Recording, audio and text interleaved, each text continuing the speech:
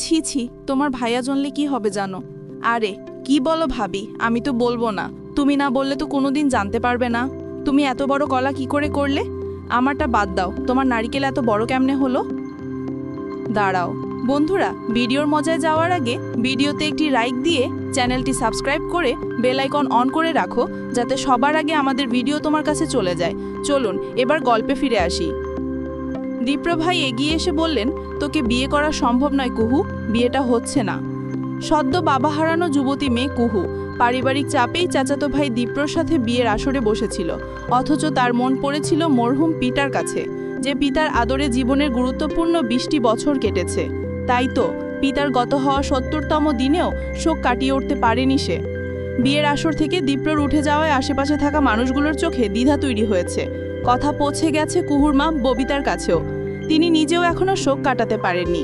মেয়েকে একটা শক্তপোক্ত ভবিষ্যৎ দেওয়ার ইচ্ছে কি এই বিয়ের আয়োজন, অথচ দীপ্র কিনা বিয়ে করবে না বলে জানিয়েছে। দীপ্র, বাবা কি বলছো এসব? বিয়ে করবি না মানে? ছুটে এসে দীপ্রর বাহুখানা চেপে ধরলেন তিনি, চোখ দুটোয় শঙ্কা। দীপ্র ছেলেবেলা এখানে কাটলেও বড় হওয়াটা বাহিরের দেশেই। ক্ষমা করো ছোট চাচি, আমার পক্ষে বিয়েটা সম্ভব না। সিদ্ধান্তটা আগে নেওয়া উচিত ছিল। শেষ সময় নেওয়ার জন্য কুহুর সমস্ত দায়িত্ব আমি নিতে প্রস্তুত, কিন্তু এই বিয়েটা সম্ভব না। কথাখানা শুনে পিছিয়ে গেলেন ববিতা। দীপ্র পা বাড়াতেই উনি তাকালেন মেয়ের পানে। কুহুর মাঝে কোনো পরিবর্তন নেই, একটুও নেই, যেন কিচ্ছুটি ঘটেনি। অথচ সবথেকে বড় ক্ষতি তো তারই হলো। দেওয়ানবাড়ি বড় কর্তা অর্থাৎ দবির দেওয়ান ছেলের সাথে আলোচনায় বসেছেন। তিনি যে মোটেও খুশি নন তা চেহারায় বেশ ভালোই বোঝা যাচ্ছে।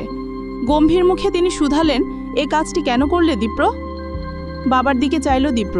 লোকটার বয়স 60-এর কাছাকাছি, তবে চেহারায় সেই মলিনতাটুকু একদমই আসেনি। কথা কেন বলছো না? যদি বিয়ে করার ইচ্ছে নাই থাকতো তবে আগে কেন বললে না? সেটার জন্য আমি দুঃখ প্রকাশ করেছি বাবা, আর ক্ষতিপূরণ হিসেবে কুহুর সব রকম দায়িত্ব নিতেও প্রস্তুত। মজা করছো তুমি? একটা মেয়ের মন ভেঙে বিয়ের আসর থেকে ফিরিয়ে দিয়ে তার সব দায়িত্ব নেবে? এই পর্যায়ে দীপ্র চুপই রইল। দবিরের চোখ দুটো অস্থির। একটু সময় নিয়ে দীপ্র বলল, আমি সিদ্ধান্ত জানিয়েছি বাবা। আরেকবার ভাবো দীপ্র, তোমার চাচি দিশাহারা হয়ে আছেন, তার মুখের দিকে চেয়ে একটু ভাবো। ভাবার কিছু নেই, তিনি অনেক বেশি সাহসী, এই ধাক্কা সামলাতে পারবেন। বেশি বুঝলে তুমি। আমার দুঃখ হচ্ছে না সেসবের জন্য, আমি আমার সিদ্ধান্তে অটল। এতটা বেপরোয়া তো তুমি ছিলে না, কি হয়ে গেল তোমার? কিছুই হয়নি বাবা, আমার জীবনটা সাজানোর দায়িত্ব কিন্তু আমারই। কুহুকে বিয়ে করা সম্ভব নয়, এটা দুটো জীবনের বিষয়। বলেই বেরিয়ে গেল দীপ্র। বসার ঘরে তখনও সবাই উপস্থিত। পারিবারিকভাবেই আয়োজন হয়েছিল, তাই পরিবার পরিজন ব্যতীত বাইরের কেউই নেই। দীপ্রকে আসতে দেখে সবগুলো চোখ এদিকে নিক্ষেপ হলো। দাদিজান বসে আছেন, কুহুর ঠিক পাশটায়। তিনি নাতির দিকে চাইলেন, তুমি কি তোমার সিদ্ধান্ত বদল করবা না দীপ্র? আমি একবারই যা বলার বলে দিয়েছি দাদিজান। দাদিজানের কথাও রাখবা না? আমাকে মাফ করবেন দাদিজান, এটা রাখতে পারবো না। আনোয়ার, দবিরকে ডেকে আনো। সিদ্ধান্ত যা হয় হয়ে গেছে, এই বিয়ে হবে না। বলেই তিনি মেজো ছেলেকে আদেশ করলেন। ছোট ছেলেকে হারিয়ে তিনি নিজেও কি কম শোকাহত? পৃথিবীর কোনো মাই চান না তার চোখের সামনে সন্তানের লাশ বহন হোক, কিন্তু ভাগ্যে লেখা থাকলে তা বদলের সাধ্য কার? আম্মা, এটা হতে দেবেন না। আমার কুহুর জীবনটা শেষ হয়ে যাবে আম্মা।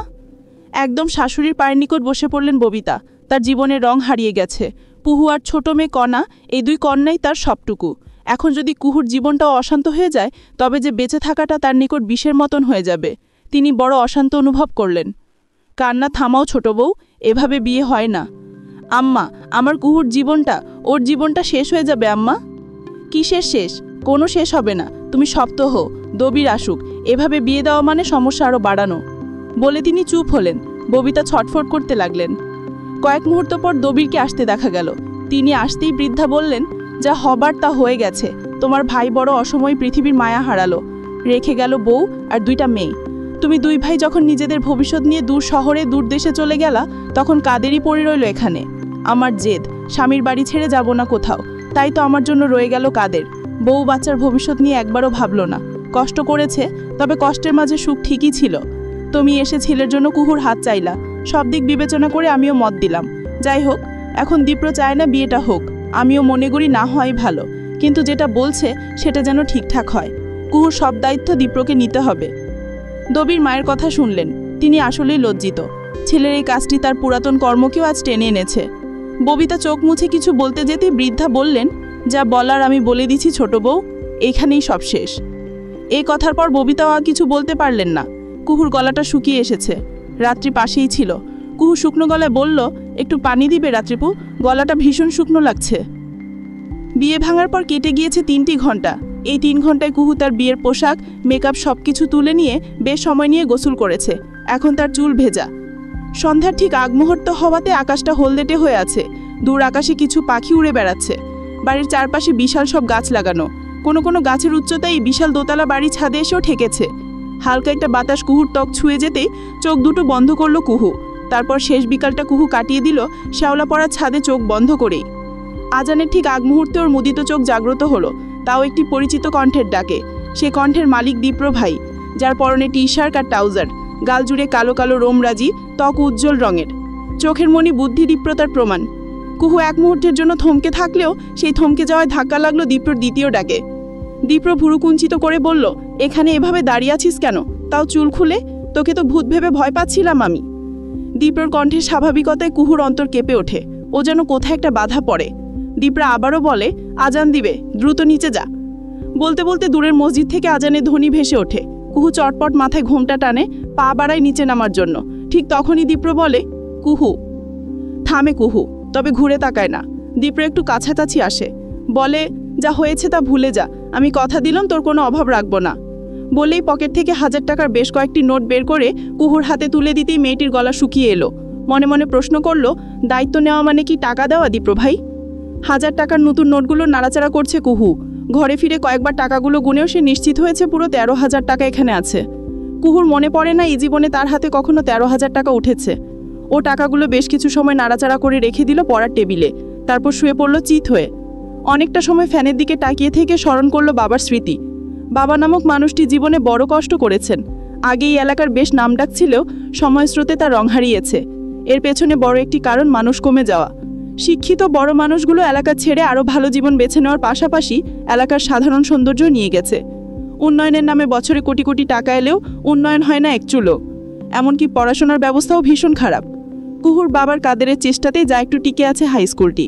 তবে তিনি চলে যাওয়ার পরপরই হেডমাস্টার পদ নিয়ে নানা রাজনীতিতে যোগ হয়েছে। বাবার কথা স্মরণ করে কুহুর ভেতরটা ছটফট করে ওঠে। ও শোয়া থেকে উঠে বসে। কয়েক সেকেন্ড মনে থাকতে রাত্রির বরেঠোটা শোনা যায়। কুহু, কি করছিস রে? রুমের ভেতরে প্রবেশ করতে করতে কথাখানা বলে রাত্রি। কুহুর মাথাটা হাঁটুর কাছে গোজা ছিল। ও মুখ তুলে চায়। চেহারাটা কেমন ফুলে গিয়েছে, তোর মন খারাপ? গাল ছুঁয়ে প্রশ্ন করে রাত্রি। ও একটু থেমে থেকে অধরে হাসি আনে। মন খারাপ কেন হবে রাত্রিপু? এই যে দীপ্রভাই বিয়েটা ভাঙল, ভালোই তো হয়েছে। ভালো হয়েছে? হ্যাঁ, আমিও তো চাইনি বিয়েটা হোক। বাবা থাকলে বাবাও চাইতেন না এই বিয়েটা হোক। তুমি তো জানোই বড় চাচুর প্রতি বাবার কতখানি রাগ ছিল। না রে, রাগ না, অভিমান ছিল। যদি বড় মামা আগে ফিরতেন তাহলে দেখতি ছোট মামা ঠিকই ভাইকে জড়িয়ে নিতেন। কুহু এ কথায় কিছু বলে না। ওর চোখ দুটো ছলছল করে। সেটা দেখে রাত্রি বলে, বোকা, কাঁদছিস কেন? বাবা কেন চলে গেল রাত্রিপু? কেন চলে গেল বলো তো? সবাইকে চলে যেতে হয় রে। তাই বলে এত আগে এভাবে? আমাকে বাবা পর করে দিয়ে গেল রাত্রিপু, পর করে দিয়ে গেল। বলতে বলতে কুহুর কান্না বাড়ে। রাত্রির ভেতরেও কষ্টের বৃষ্টি ঝরে। ও দু হাতে আগলে নেয় কুহুকে। কুহু রাত্রিকে জড়িয়ে ধরে চোখ বন্ধ করে। কয়েক মুহূর্ত পর নিজেকে সামলে নেয়। বুক থেকে মাথা তুলে অশ্রু মুছে হাতের তালুতে। রাত্রি চেয়ে চেয়ে দেখে। এক পর্যায়ে নজর যায় টেবিলের উপর, যেখানে 1000 টাকার নোটগুলো রাখা। কি রে, এখানে এতগুলো টাকা কেন রাখা? উঠে দাঁড়ায় রাত্রি। টাকাগুলো তুলে নিয়ে বলে, অনেকগুলো টাকা তো, এভাবে ফেলে রেখেছো কেন? ফ্যানও ঘুরছে, কোথাও উড়ে গেলে? টাকাগুলো দীপ্রভাই দিয়েছেন। দীপ্রভাই? হ্যাঁ।